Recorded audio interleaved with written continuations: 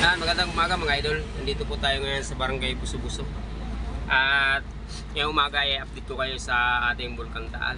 Yan, pakita ko sa inyo mga idol. Ayan po yung ating Bulkang Taal mga idol. Sa kasalukuyan is maaliwalas. Hindi siya nag-aalburuto ngayon. At sa mga nakalipas na araw is makakapal ang kanyang binubugang usok. At kahapon nga po ng alas 6 is may mga makakapal na usok na naganap kahapon, mga pagbuga niya.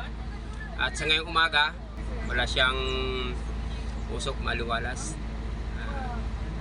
October 31, yun. Maganda yung panahon natin at maliwalas. Ayan, nakikita natin. Ayan.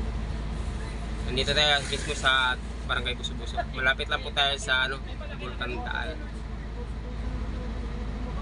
At yun nga po mga idol, ang ating latest update ngayong umaga, October 31. At sa mga susunod natin vlog, i-update ko kayo ulit. Maraming salamat sa mga nanonood, sa ating mga masugid na manonood, mga followers, sa mga solid supporters. Big shoutout sa inyo mga idol. Maraming salamat. Hanggang sa muli, Lil Loreno.